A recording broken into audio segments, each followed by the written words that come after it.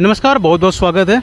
हम आपको नई नई चीज़ों से जागरूक कराते रहते हैं, तो उसी कड़ी में हमारे पास एक मैम है जो फ़िलहाल नदियों को लेके और नेचर को लेके, प्राकृतिक को लेके बहुत ज़्यादा लोगों को जागरूक कराने की कोशिश करती है। जैसा पहले कहा जाता है, नदियों को माता माना जाता है कि वहाँ से लोग पहले पानी पीते थे, लेकिन इस समय नदियाँ इतनी दूषित होती जा रही हैं। हम इस समय लखनऊ के रिवर फ्रंट पे खड़े हैं और यहाँ पे नदी की हालत वो है कि अगर आदमी इसका पानी पी ले तो पता नहीं ज़िंदा रहेगा या नहीं रहेगा, वो तो भगवान मालिक है। लेकिन कहा जाता है कि जो नदी है माँ के समान होती है, उस तरह से उसका ध्यान रखना चाहिए। तो उसी के लिए जो यहाँ पे प्रिया सक्सेना जी हैं, वो अपना NGO के चला के नदियों की साफ़ सफाई के लिए और प्राकृतिक की जो चीज़ें हैं उस पर ध्यान देती हैं। तो थोड़ा सा अपना परिचय बताइए और शुरुआत क्यों आपने किया, इस पे आते हैं। नमस्कार, मेरा नाम प्रिया सक्सेना है और मैं दी रानी सा फाउंडेशन से कार्यरत हूँ। और सबसे पहले तो गोमती मैया की जय। और हमारे शहर की बहुत ही खूबसूरत नदी है गोमती नदी, और इनके प्रति लोगों में जागरूकता बड़ी कम देखने को मिलती है। तो इस पे हमारी संस्था कार्यरत है। 108 दिन का कैंपेन हमने शुरू किया है, जिसके तहत मैं जगह जगह जाके लोगों को अवेयर करती हूँ कि नदी को साफ़ रखें। नदी में जो इतनी फ्रीक्वेंटली बॉटल्स, कोल्ड ड्रिंक की बॉटल, कागज़ के गत्ते लोग इतने आसानी से फेंक जा रहे हैं, तो थोड़ा बहुत अवेयरनेस की ज़रूरत है, थोड़ा अनुशासन की ज़रूरत है, जिसमें मेरी संस्था कार्यरत है। और देखते हैं कितना हम सफल होते हैं। आज एक और प्रयास के साथ हम ABN लाइव के साथ हैं। तो आपका बहुत बहुत धन्यवाद पहले तो इस अपॉर्चुनिटी के लिए। शुरुआत जो आपने किया इस फाउंडेशन का, क्या पीछे क्या कहानी, मतलब कोई चीज़ शुरुआत होती है उसके पीछे कोई ना कोई ज़रूर एक कहानी होती है, चाहे वो किसी चीज़ को लेकर ले लें। तो गोमती नदी तो लोग मानते हैं, लेकिन गंदी इतनी है कि नाले से भी बदतर है। तो शुरुआत आपने क्यों किया आपने? तो मैं बता दूं, जो मेरी संस्था का नाम है, पहले तो वो दी रानी सा फाउंडेशन है। इंग्लिश का दी एंड रानी सा फाउंडेशन से राजा रानी होते हैं, तो वैसी रानी। तो हमारे देश की जो बेटियां हैं, जैसे आप कहते हैं लाडो हैं, कुछ हैं, तो मेरी नज़रों में हमारी देश की बेटियां रानी हैं। और ये सिर्फ किचन और घर के कामों तक सीमित नहीं है। अगर आपको देश को एक तरक्की पे ले जाना है तो बहुत ज़रूरी है कि जो देश की आधी जनसंख्या जो घर बैठ के काम कर रही है वो भी कार्यरत रहे। और इस वजह से मैंने अपनी संस्था का नाम दी रानी सा फाउंडेशन रखा। और जहाँ तक बात होती है कि मैंने गोमती नदी ही क्यों चूज़ किया कि मैं उस पर काम करूँ, तो देखिए गोमती नदी तो हमारे शहर की इतनी बड़ी नदी है और ये हमारी धरोहर है। तो अपने घर को सफाई करने के लिए आपके पास कोई रीज़न नहीं होता, तो वैसे ही नदी को साफ़ करने के लिए मेरे पास कोई रीज़न नहीं था। मुझे नदी, ये बात बिल्कुल सही आपने बोली कि नदी, गोमती नदी अब नदी नहीं, गंदा नाला बन गई है। और ये नदी जो अपने स्थान से विलुप्त भी हो रही है, विलुप्त कह लीजिए कि ये कम भी होती जा रही है, क्योंकि इसके अगल बगल लोग इतना कूड़ा डालते हैं कि ये नाले में बदल रही है। नहीं तो सरकार जो है, सरकार बहुत सी योजनाएं चलाती हैं।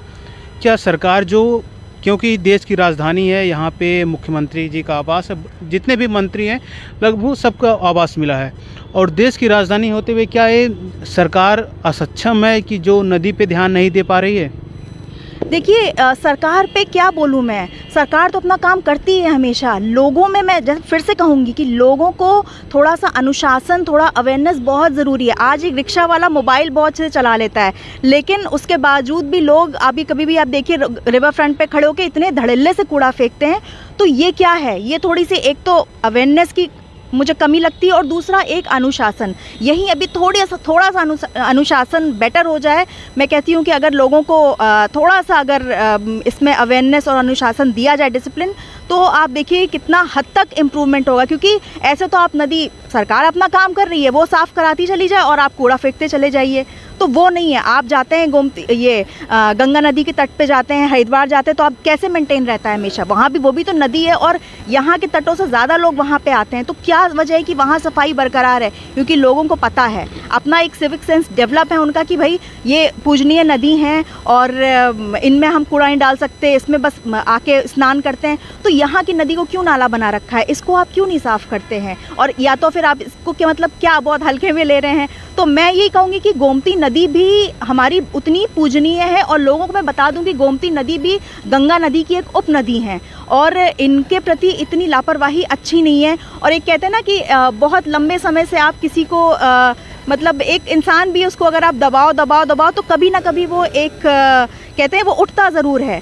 तो ये बात मैं कोई मतलब कैसे कह सकती हूँ कि बहुत ही कोई विवादप्रस्त नहीं बात कर रही हूँ ये, लेकिन उसमें आप गंदा डाल रहे हैं तो ये नदी भी एक दिन अपना प्रलय रूप भी ले सकती है। ये तो प्रकृति का नियम है, मैं कोई बताने वाली नहीं हूँ।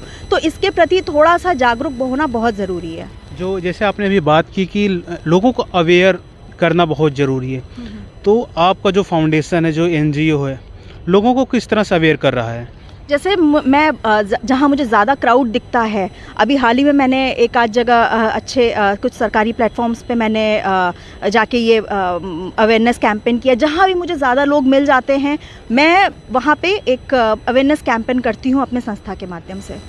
जी। आते हैं आपके परिवार की तरफ। जी। परिवार किस तरह से सपोर्ट करता है आपको? और एक क्वेश्चन और इसमें ऐड ऑन करते हैं कि जैसे देखा जाता है कि जो जिनकी शादियाँ हो जाती हैं, जो किसी घर की बहू बन जाती है, तो उनको बाहर का जो एक्सपोजर है बहुत थोड़ा सा कम हो जाता है। या मैंने जो महसूस किया है, ये आपने क्या महसूस किया है? क्या घर वाले का सपोर्ट कैसे रहता है? घर वालों का दबाव नहीं रहता? क्या जा रहे हो बाहर, जॉब करो, एज करो, क्या समाज सेवा में भिड़े हो? देखिए, जब आप घर पे पूजा करते हैं तो आपका पूरा परिवार शामिल होता है। तो मेरे लिए गोमती नदी की सफाई सिर्फ ये मेरा फाउंडेशन का काम नहीं है, ये मेरी पूजा भी है। तो सबसे पहले आके मैं यहाँ प्रणाम ही करती हूँ और ये एक तरह से गोमती मैया कह रहे हैं तो ये पूजा ही है मेरी। तो इसमें मेरे परिवार का हर आदमी इसमें इन्वॉल्व होता है और सबका आशीर्वाद रहता है मुझे हमेशा से। इवन मेरी छोटी सी बेटी है 2 साल की, वो तक मेरे साथ रहती है इसमें। आपका जो फाउंडेशन है, नदी के अलावा और किन किन चीज़ों पे काम कर रहा है अभी तक? नदी पे ही बेसिकली काम कर रहा है कि और जो कहीं की बहुत शिक्षा हो गया, वृद्धाश्रम हो गया, अनाथ आश्रय हो गया, बहुत से सेक्टर्स हैं, क्या उस पे भी काम कर रही है कि बस नदी या नेचर को लेके बस काम कर रही है? मैं आपको बताऊं कि मेरी संस्था लखनऊ के आसपास के गांव से जो मोतियाबिंद के पेशेंट्स होते हैं जो कि बहुत ज़्यादा अपना ऑपरेशन नहीं करा पाते एक्सपेंस की वजह से, उनको मैं लखनऊ बुला के उनका गांव के लोगों का ऑपरेशन भी कराती हूँ मोतियाबिंद का और बुजुर्ग लोगों का। और एक मोतियाबिंद के ऑपरेशन के अलावा चर्म रोग से के आश्रम भी जाना हमारा दीरानिसा फाउंडेशन सेवा देती है। बाकी अनाथ आश्रम से जुड़े हुए हमें 16 साल हो गए हैं और ऐसी बहुत से एरियाज़ हैं जहां हमारी संस्था काम कर रही है। तो धीरे धीरे हम आगे ऐसे बहुत से क्षेत्र में काम कर रहे हैं और देखते हैं कि हम कहां तक इस प्रयास को भी आगे ले जाते हैं। आपका जो